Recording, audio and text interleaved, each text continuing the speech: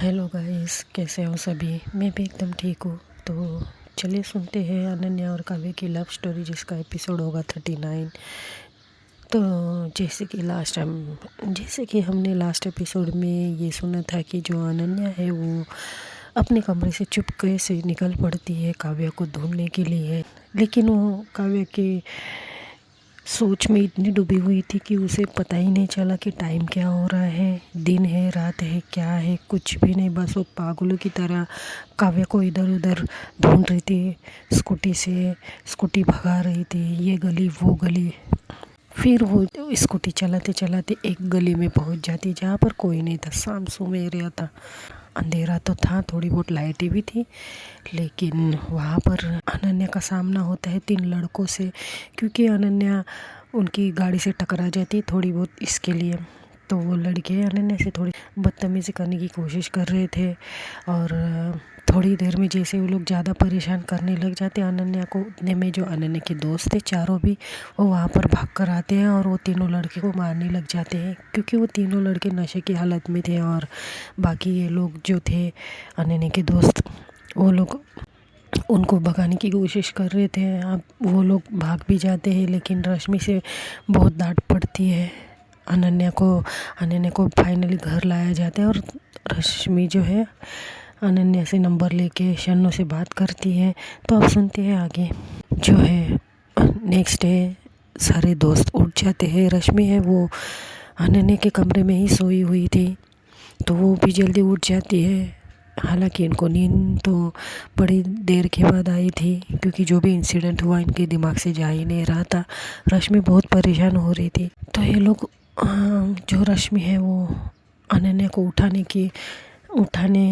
के लिए जाती है। मतलब उठाने के लिए वो अनन्या के पास देखती कि अनन्या बिस्तर पर नहीं थी। जो रश्मि है उठती है और वो अनन्या को ढूंढने लग जाती कि कहीं ये फिर से गायब ना हो गई। वो विंडो के बाहर देखती है, लेकिन उसे वॉशरूम में कि पानी की आवाज़ आती है, तो वो समझ जाती कि अनन्या वॉशरूम में होगी। तो वो थोड़ी सी राहत की सांस लेती है। थोड़ी देर में अनन्या बाहर आ जाती है। अनन्या को जो रश्मि वो कहती कि अच्छा तुम रेडी हो गई, ठीक है मैं भी जल्दी रेडी हो जाती हूँ। वैसे 5 बज रहे, तुम उठ कब गई। अनन्या कुछ कहती नहीं है, बस मिरर के सामने जाती है, और रश्मि है वो भी चली जाती है बाथरूम में से आने के बाद वो फ्रेश नहाती वगैरह, और फिर ये लोग नीचे आ जाते हैं। नीचे आने के बाद जो अनन्या है उसको रश्मि कहती है कि हो सके तो उसके कोई नज़दीकी फ्रेंड होगी, उसका नंबर अगर मिल जाता तो अच्छा होता। तो जो अनन्या है वो रश्मि को शन्नो के बारे में बताती है। रश्मि की एक्सपेक्टेशन बढ़ जाती कि चलो शन्नो का नंबर तो मिल ही गया, अब ढूंढने में आसानी भी हो सकती है। तो वो शन्नो का नंबर मिलाती है। पहले तो शन्नो का नंबर नहीं लगता है, लेकिन उसके बाद लग जाता है नंबर। अब शन्नो कुछ तो रश्मि को बताती है फ़ोन पे, तो रश्मि जो है वो अनन्या और बाकी सब दोस्तों को चलने के लिए कहते हैं। आंटी ये जो है वो थोड़ी सी उन्हें इमोशनल हो जाती है, लेकिन जो रश्मि उन्हें नॉर्मल करने की कोशिश करती कि आंटी बेफिक्र हो जाइए, मैं उसके साथ हूँ और मैं आपकी बेटी की खुशी उसे ला कर दूँगी।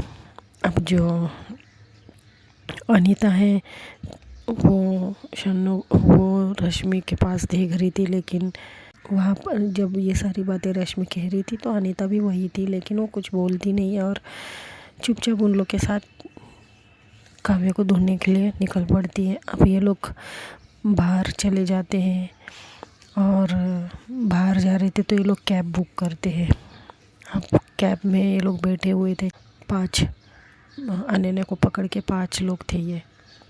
तो जो इनका एक फ्रेंड है विकी, वो रश्मि से पूछता है कि वैसे रश्मि हम जा कहाँ रहे हैं, और तुम्हें पता है वो कहाँ हो सकती है काव्या। तो रश्मि कहती है कि शन्नो ने मुझे जिस पते पर बुलाया है मैं वहाँ ही तुम लोग को भी लेकर जा रही हूँ। और हाँ, इस सब्जेक्ट पे ज़्यादा खुल्लम खुल्ला बात नहीं होगी तो ये अच्छा है, कोई रिस्क नहीं लेना चाहती हूँ मैं। जो और एक दोस्त होता है उनके साथ में जिसका नाम प्रथम नाम रहता है उसका, वो कहता है कि हाँ रश्मि मेरे ख्याल से सही कह रही है, क्योंकि हम किसी को ढूंढने जा रहे हैं किसी की मर्ज़ी के ख़िलाफ़, तो डिस्क्लोज़ नहीं करना चाहिए, आई गेस हमें चुप रहना चाहिए। तो विकी कहते हैं हाँ ब्रो ठीक है।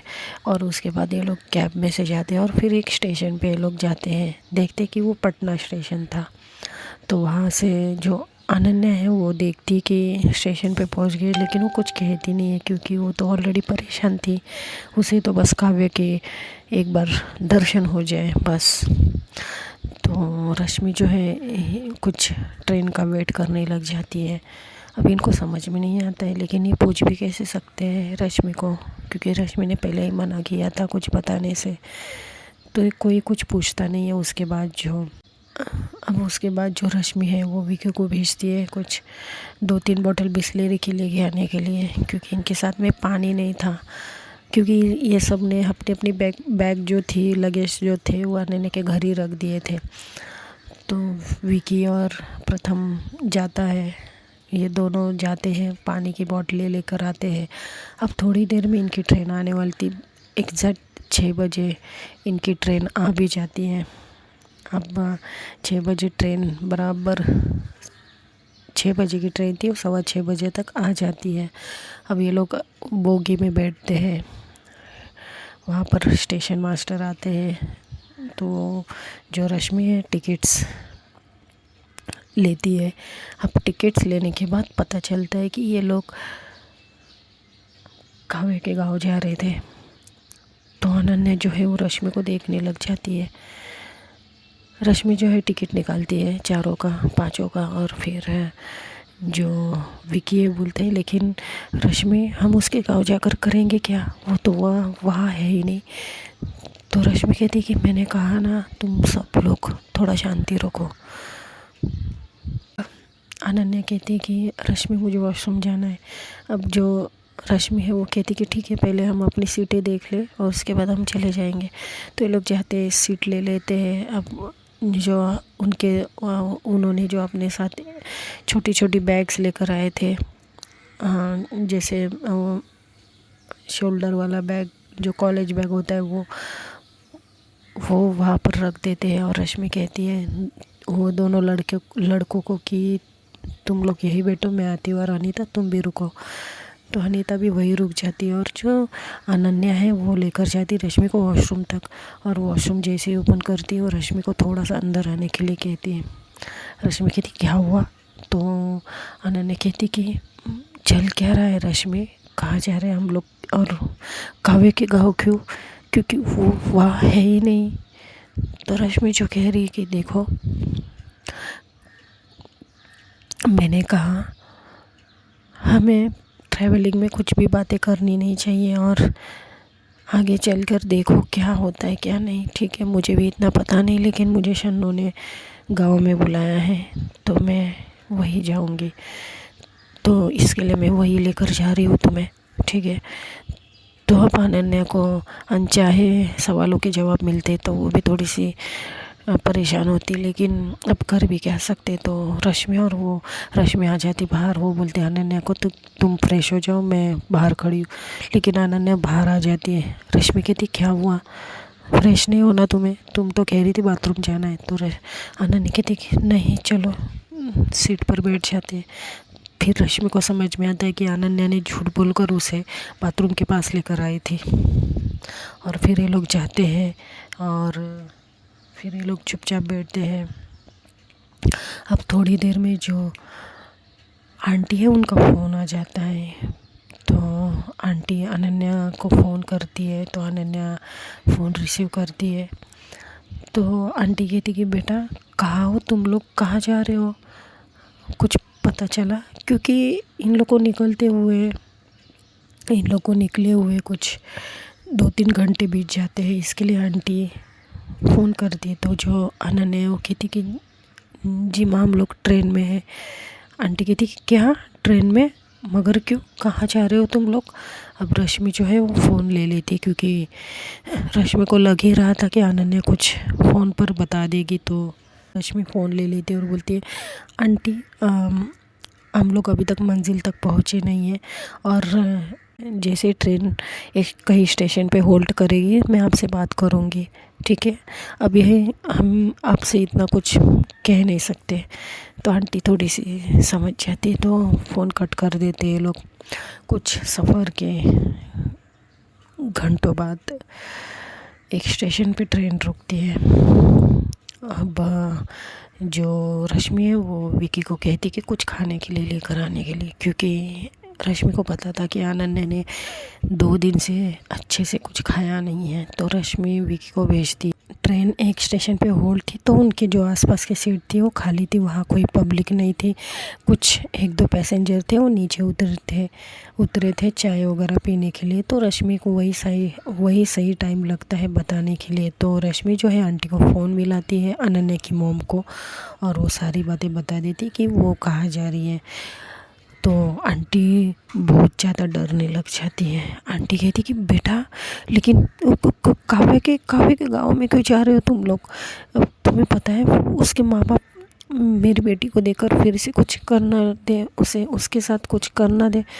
रश्मि कहती कि आंटी आप बेफिक्र हो जाइए, हम चारों अनन्या के साथ में हैं, वो अकेली नहीं है, और आप मुझ पर तो भरोसा कर ही सकते हो ना। अनन्या को मैं कुछ भी नहीं होने दूँगी, मैं हूँ ना उसके साथ में। तो आप बेफिक्र रहिए, और वैसे भी गांव पहुंचते ही मैं आपको फ़ोन करूंगी। तो आंटी कहती कि फिर तुम लोग तो कल ही पहुंचोगे उसके गांव में? तो आंटी रश्मि कहती कि जी हाँ आंटी, वो तो है। अब तो आंटी कहती कि तो पहले ही बता देती बेटा, मैं कुछ बना के देती तुम्हें, तुम लोग तो कुछ लेकर भी नहीं गए हो। रश्मि कहती आंटी हम लोग ज़रूरत के हिसाब से कपड़ों को लेकर आए हैं, और खाने पीने की बात रही खाने की पीने की बात, तो हम आपकी बेटी को भूखा नहीं रखेंगे, ओके? हम एक स्टेशन पे रुके हैं, उसे कुछ खिला देंगे। तो आंटी कहती बेटा ऐसी बात नहीं है, मैं सिर्फ अनन्या के बारे में नहीं कह रही हूँ, मैं तुम सब के बारे में भी कह रही हूँ। तो रश्मि कहती आंटी हमारे टेंशन छोड़ दीजिए, और ये समझिए कि हम पिकनिक पे जा रहे हैं। वैसे तो आपकी बेटी कभी इससे पहले हमारे साथ दूर दूर पिकनिक पे तो आई नहीं। पढ़ाकू लड़की जो है, पढ़ाकू बेटी जो थी आपकी, ये तो आप यही समझिए कि हम दूर के पिकनिक पे जा रहे हैं, ठीक है? तो आंटी कहती कि बेटा बात वो नहीं है, और लेकिन तुम जिस काम के लिए जा रहे हो, मुझे पता है कि जो काव्य के माँ बाप है वो सही नहीं है, मेरी बेटी को देखकर पता नहीं क्या करेंगे। तो रश्मि कहती कि आंटी आप बेफिक्र हो जाइए, कुछ नहीं होगा मेरे होते हुए, ठीक है? और मैं अकेली तो नहीं हूँ, यहाँ पर 2 नौजवान हैं हमारे साथ, तो अब काहे का डर? तो विकी और जो प्रथम है वो शक्ल देखने लग जाते हैं रश्मि का, और फिर थोड़ा सा जोक सपाट हो जाता है। तो आंटी थोड़ी देर बात करती है, और फिर रश्मि जो है उनको विश्वास दिलाती कि कुछ भी नहीं होगा। अनन्या को हम लोग अब फ़ोन रख देते हैं, और अनन्या को थोड़ा बहुत कुछ खाने के लिए कहते हैं। अनन्या को बहुत ज़्यादा समझाने के बाद, कसम वसम देने के बाद, कुछ रश्मि खिला ही देती है आखिरकार। अनीता जो है वो अनन्या की ये बाजू बैठ जाती है बाद में, और थोड़ा सा उसके पास लगकर बैठने के लिए जाती है, लेकिन अनन्या जो है अनीता को देख भी नहीं रही थी, क्योंकि अनन्या खुद इतनी परेशान थी कि आसपास क्या हो रहा है उसे कुछ भी नहीं पता था। अनन्या जो है कुछ खा रही थी, तभी उसे हिचकी आती है। तो अनीता जो है वो पानी की बोतल लेती है और उसे पिला देती है पानी। ये देखकर थोड़ा ये रश्मि देख लेती है कि अनीता जो है वो थोड़ी सी केयर कर रही है अनन्या की, लेकिन इसका फ़ायदा भी कुछ नहीं था, क्योंकि अनन्या बस अपने काव्य के लिए परेशान थी। तो रश्मि इग्नोर कर देती उस बात को, और उसके बाद ये लोग फिर रात में ये लोग सामने जो बॉयज़ है वो एक ऊपर की सीट में सो जाते हैं और एक नीचे, और ये तीनों अपने अपनी सीट पर सो जाते हैं। अनन्या को कहाँ नींद आने वाली थी, रश्मि भी थोड़ी थोड़ी जाग रही थी। अब नेक्स्ट डे कुछ दोपहर में ये लोग को पहुंचना था काव्या के गांव। तो जैसे जैसे काव्या का गांव पास आ रहा था, रश्मि की धड़कनें बढ़ रही थी, वैसे ही अनन्या की भी। अनन्या उठती अपनी जगह से और वो जाती है डोर के पास। रश्मि भी जाती पीछे पीछे, बोलती क्या हुआ, तुम दरवाजे पर क्यों खड़ी हो ट्रेन के, चलो अंदर आ जाओ। अनन्या कहती कि ये वही समय है रश्मि जहाँ एक टाइम काव्या और मैं इंजॉय करते हुए इन्हें देखते हुए जा रहे थे। देखो वही पेड़ है, ये वही जगह है। हम इतनी मस्ती करते करते उसके गांव जा रहे थे। बस मुझे कुछ भी करके रश्मि, मुझे मेरी काव्या चाहिए, वरना मैं पता नहीं मैं जी पाऊँगी या नहीं। रश्मि कहती हट पगली, कुछ भी नहीं कहते, जा रहे ना हम उसे ढूंढने, ठीक है तुम चलो अब अंदर, वैसे ये हवा बहुत है तो तुम्हारा सर वर पकड़ लेगा, चलो। जो रश्मि जो है अनन्या को अंदर लेकर जाती है और फिर कुछ घंटों में इनकी ट्रेन एक स्टेशन पे रुक जाती है। अब क्या था, अनन्या की सांसें बढ़ती जा रही थी, उसे वही खुशबू आ रही थी जो एक बार वो काव्या के साथ थी तभी आई थी, और उसे वो खुशबू बहुत पसंद थी। तो वो लंबी सांस भरती, आंखें बंद करती है, काव्या को महसूस करती है और वो ट्रेन से उतर जाती है। अब ये लोग पांचों लोग ट्रेन से उतर जाते हैं। तो उतरने के बाद जो अनीता है वो कहती कि वैसे गाँव बड़ा प्यारा है, मैं तो कभी मेरे अपने गाँव नहीं गई हूँ, लेकिन गाँव इतना प्यारा होता है मुझे आज पहली बार पता चला। तो रश्मि कहती कि गाँव की बात ही अलग होती है, देखो स्टेशन से सामने की ओर कितनी सारी खेती हरियाली दिख रही है। तो ये लोग फिर अपने अपने बैग ले लेते हैं और अनन्या का हाथ पकड़ती है रश्मि, और ये लोग निकल पड़ते हैं। अब वहाँ पर पहुँचते हैं, जो रश्मि है एक फ़ोन मिलाती है। फ़ोन मिलाने के बाद बोलती कि हम लोग पहुँच गए हैं, कहाँ आना है। तो वहाँ से शन्नु कहती कि पीछे मुड़कर देखो रश्मि, मैं पीले ड्रेस में खड़ी हूँ। आप जैसे ही रश्मि पीछे मुड़ती है, वो देखती कि एक लड़की, गाँव की लड़की, बस उनके ही हम उम्र, वो एक लड़के के साथ खड़ी थी। तो रश्मि जो है अनन्या का हाथ पकड़ती है। अनन्या का ध्यान नहीं था कि सामने कौन है क्या है। कुछ 200 मीटर दूरी पर एक लड़की खड़ी थी पीले ड्रेस में, गले में मंगलसूत्र,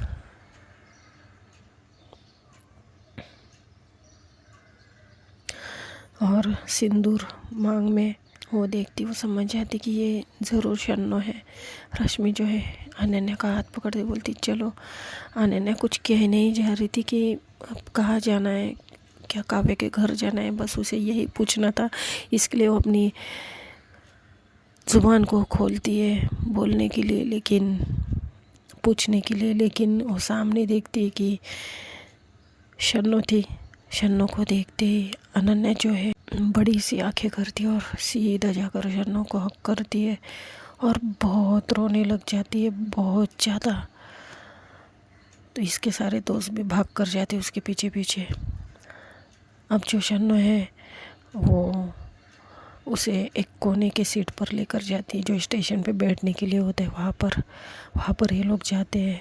शन्नो जो है थोड़ी डर भी रही थी कि कोई देख ना ले उसे, लेकिन वो अनन्या को एक जगह ऐसी लेकर जाती जहाँ पर थोड़े से कम लोग थे और इतना कुछ दिख भी नहीं रहा था, दीवार टाइप थी, और वहाँ बैठने के लिए भी था। तो ये लोग वहीं जाते हैं और शन्नो और अनन्या बहुत ज़्यादा रोने लग जाते हैं। शन्नो कहती कि बस बस अनन्या बस, मैं समझ सकती हूँ तुम पर क्या बीत रही, लेकिन इसका मतलब ये नहीं कि तुम रो रो कर हाल बुरा करो, ठीक है, बस बस। तो ये बात सुनती है रश्मि कहती मैं भी तो इसे यही कह रही हूँ, अगर तुम अपना हाल बुरा करोगी तो काव्य के सामने जाओगी तो उसे क्या जवाब दोगी कि क्या हालत बना रखी है तुमने। तो जो अनन्या वो बोल पड़ती कि शन्नो शन्नो, कुछ भी करके मुझे मेरी काव्या चाहिए प्लीज़। शन्नो, मैं नहीं रह सकती उसके बगैर, प्लीज़ मुझे मुझे उसे ला दो। शन्नो, मैं ज़िंदगी भर तुम्हारा एहसान रखूँगी, प्लीज़ मैं तुम्हारे हाथ जोड़ती हूँ। शन्नो शन्नो कहती कि पगली, इतना तुम हाथ पैर जोड़ने की ज़रूरत नहीं है। मुझे पता है कि तुम दोनों का रिश्ता किस लेवल का है, और मैं भी तो तुम्हारी मदद करने के लिए आई हूँ ना। मेरी दोस्त को ढूंढने में तुम्हारी मदद मैं ज़रूर करूँगी, और उसे भी तुम्हारा इंतज़ार होगा। तो जो शन्नो है, शन्नो को रश्मि कहती कि वैसे तुमने स्टेशन पर बुलाया है, मुझे लगा तुम काव्या के घर। तो शन्नो कहती कि ना बाबा रश्मि जी, उसके घर तो जाना जैसे शेर के मुंह में हाथ डालना हो गया है। आपको पता है, मैं खुद मेरी मम्मी खुद उनके पास में रहती है, लेकिन मैं कल आई हूँ जब से मैं उनको अपना शक्ल भी नहीं दिखाई हूँ, क्योंकि उसके माँ बाप को ये भी लगता है कि इसमें मेरा भी हाथ है दोनों को मिलाने का। तो आप उसके घर नहीं जाओगे ना तो ये बेहतर है, वरना गाँव वाले को पता नहीं क्या कहकर वो आप लोगों को मारेंगे या कुछ। तो जो विकी वो कहते कि मारेंगे, मगर क्यों, हमने क्या किया है भाई। तो शन्नो कहती कि वो उन्हें लगता है कि जो भी अनन्या की साइड लेगा वो उतना ही गुनहगार होगा, इसके लिए। तो रश्मि कहती कि अच्छा ओके, तो अब क्या करना है, कहाँ जाना है। तो अब जो है वो लड़का जो शन्नो के साथ था वो कंटिन्यूसली अनन्या को देखे जा रहा था, लेकिन अनन्या का ध्यान नहीं था। अनन्या तो बस रोई जा रही है। तो जो विकी है वो प्रथम के कानों में कुछ बोलता है कि वैसे प्रथम, ये जो लड़का है, ये शन्नो के साथ में आया है, वो कब से घूरे जा रहा है अनन्या को, तुम देख रहे हो। तो प्रथम कहते हैं हाँ यार, मैं भी वही देख रहा था कब से, लेकिन मुझे लगा बस ऐसे ही। विकी कहता है कि इसके दांत तोड़ू क्या। तो प्रथम कहते हैं पागल, वो शन्नो का कोई भाई भी हो सकता है ना। तो वो जो विकी है वो शन्नो से पूछता है, वैसे शन्नो ये तुम्हारे साथ कौन है, तुम्हारा पति। तो वो कहती कि नहीं, ये मेरे देवर है, इनका नाम रोशन है। अब जैसे रोशन सुनती है, अनन्या फटाक से ऊपर की ओर देखती है, क्योंकि अनन्या को ये नाम सुना ऐसा लग रहा था। अनन्या देखती है, पहचानने की कोशिश करती है। अनन्या को याद आता है कि अरे ये तो वही लड़का है जो काव्या और मुझे ट्रेन में मिला था, और ये तो शन्नो का देवर भी है, वो अपने दिल में सोचती है। तो जो रोशन है वो अनन्या को हाय करता है, क्योंकि आपको तो पता ही है, जब काव्या और अनन्या ट्रेन में गए थे, काव्या के घर जा रहे थे, गांव में जा रहे थे, तब उनके साथ में एक लड़का और एक पैसेंजर था। वो लड़का ये वही था, बाद में ये शन्नो के शादी में भी इनसे मिला था। जी हाँ, ये वही लड़का है। अनन्या कुछ कहती नहीं, बस उसे देखकर फिर से अपनी नज़रों को नीचे कर दी थी, क्योंकि वो रो रही थी। तो जो रोशन है वो कहते कि हाय अनन्या। तो अनन्या कहती कि हाँ। अनन्या कुछ कहती नहीं, बस उसे देखती है और अपनी नज़रों को फिर से नीचे करती है। रश्मि कहती कि तुम दोनों एक दूसरे को पहचानते हो। तो लड़का बोलता है कि हाँ, हम तो सफ़र के दोस्त भी थे। आपको पता है, इनकी जो दोस्त है काव्या और ये और मैं, हम एक ही ट्रेन में एक ही बोगी में थे। तो तब से हम लोग दोस्त बने थे, और फिर मेरी भाभी के शादी में भी थे हम लोग साथ में। क्यों भाभी, क्यों शन्नो भाभी। तो शन्नो कहती कि हाँ हाँ रश्मि जी ये वही है, और अनन्या तो बहुत अच्छे से जानती है इन्हें। क्यों अनन्या। तो अनन्या हमें सर हिलाती है। तो उसके बाद जो रोशन वो कहते कि आप बेफिक्र हो जाइएगा अनन्या जी, हम सारे मिलकर आपकी दोस्त को ढूंढ ही लेंगे, ठीक है। तो अनन्या थोड़ी सी कंफ्यूज भी थी कि मतलब, लेकिन वो कुछ कह नहीं रही थी। तो अब ये लोग स्टेशन के बाहर जाने के लिए निकल पड़ते हैं। तो जो शन्नो है उसने अपना मुंह थोड़ा सा दुपट्टे से ढका भी हुआ था। तो जो शन्नो है उसको देखकर जो रश्मि कहती कि वैसे शन्नू अब कहाँ जाएंगे हम? तो शन्नू कहती कि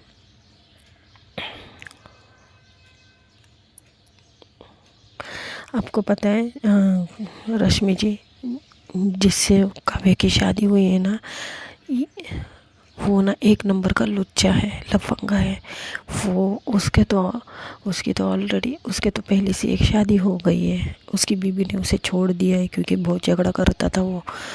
तो रश्मि कहती व्हाट, और ऐसे ऐसे इंसान से शादी कैसे करवाई काव्या के माँ बाप ने? तो शन्नू कहती कि हाँ वही तो, वो क्योंकि वो अमीर भी है और शहर में भी रहता है, तो इसलिए शादी करवा दिया। और आपको तो पता है ना कि जल्दबाजी क्यों की होगी उन्होंने। रेशम कहती अब जो रोशन है वो क्या करता है, थोड़ा सा ना चलते चलते ना अनन्या के साइड में आने की कोशिश करता है, अनन्या से बात करने की कोशिश करता है। लेकिन अनीता भी थी, तो अनीता उस लड़के को चांस ही नहीं दे रही थी अनन्या के साथ चलने के लिए। और ये दोनों जो प्रथम और विकी, वो भी नहीं। शन्नू तो रश्मि तो शन्नू के साथ में बात करते करते बिजी थी, हालांकि उसने अनन्या का हाथ भी पकड़ा हुआ था, लेकिन जो रोशन हरकतें कर रहा था उस तरफ रश्मि का ध्यान नहीं था, लेकिन ये बाकी लोगों का गया था ध्यान। तो अनीता कहती कि तुम आगे की तरफ चलो ना, हमें थोड़ी सी चलने में दिक्कत हो रही है।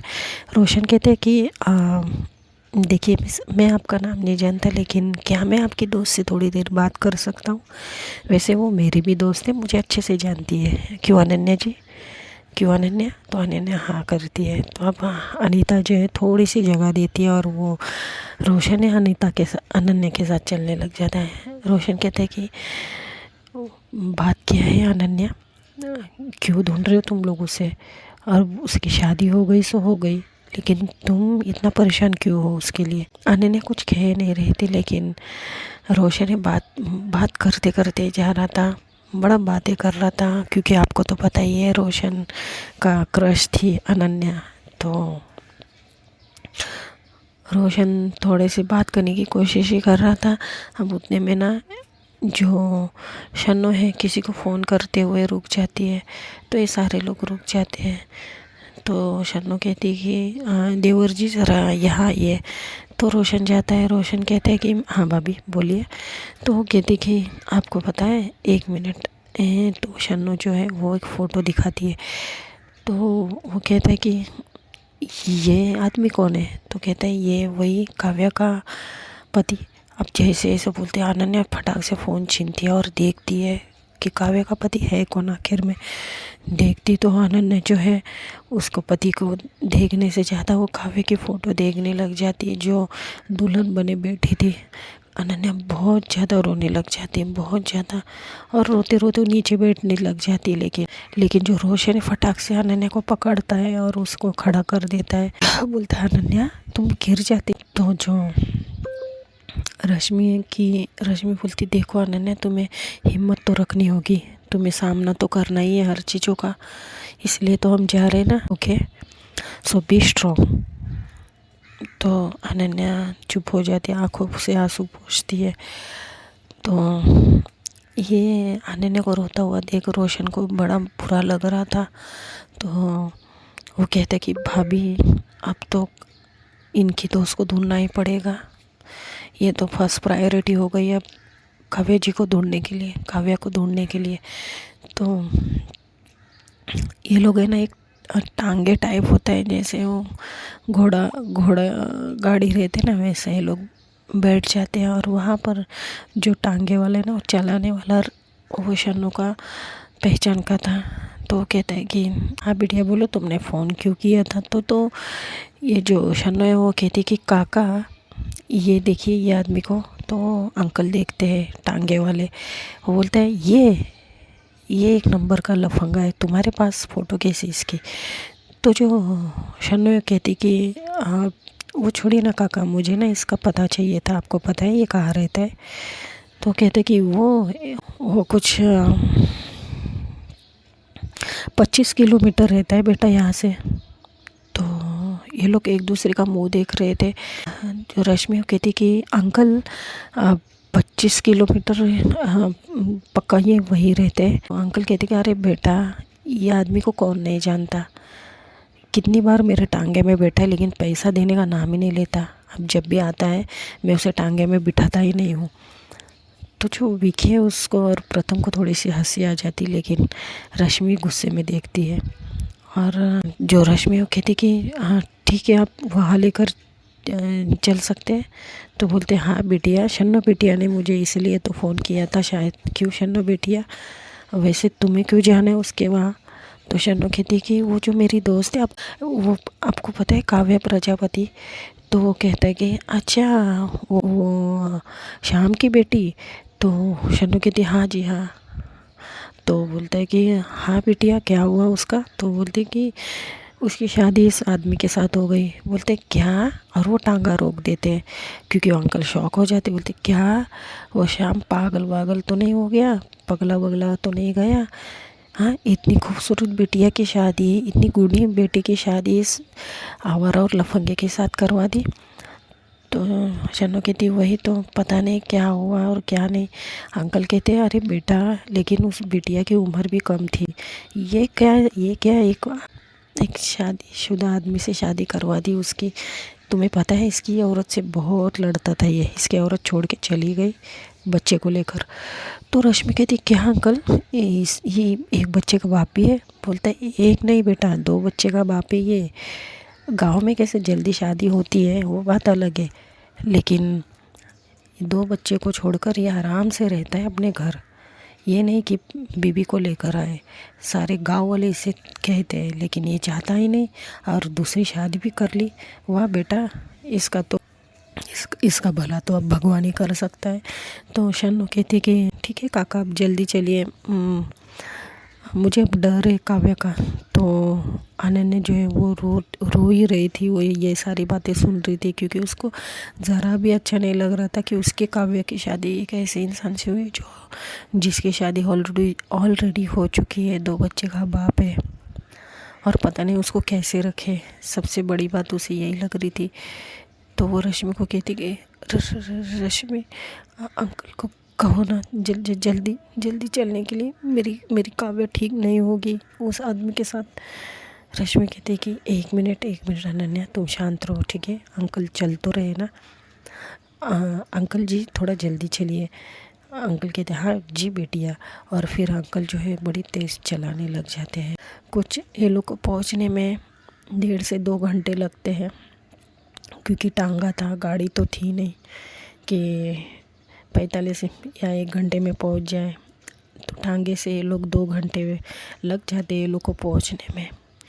अब ये लोग पहुंचते हैं, अनन्या जैसे हड़बड़ा के उतरती है और जैसे वो सबसे पहले वो मिले, बस उसका यही एम था। लेकिन उसको घर थोड़ी पता था अनन्या को कि एग्जैक्ट ये घर कहाँ हो सकता है। तो ये लोग सब लोग उतरते हैं टांगे से। शन्नो से वो अंकल ज़्यादा पैसे लेते नहीं, क्योंकि शन्नो के कोई करीबी थे वो अंकल। तो अंकल कहते कि बिटिया मैं जाऊँ या फिर बिटिया तुम्हें देरी होगी क्या, मैं रुकूँ या जाऊँ? तो शन्नो कहती कि अंकल आप, और इतना ही कहती। तो रश्मि कहती कि अंकल आप जाइए, शन्नो हम कैब वगैरह कर लेंगे तभी। तो शन्नो कहती कि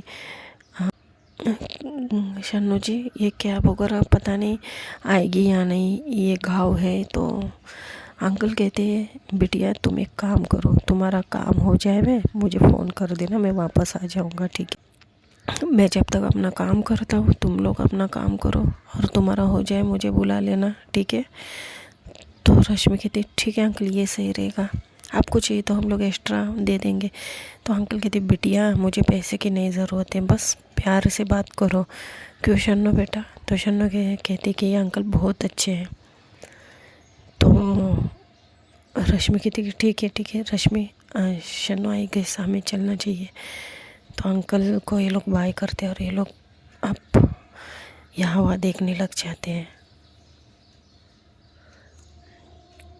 तो सुनते हैं दोस्तों अब नेक्स्ट एपिसोड में। If you like story, like comment and subscribe. Bye.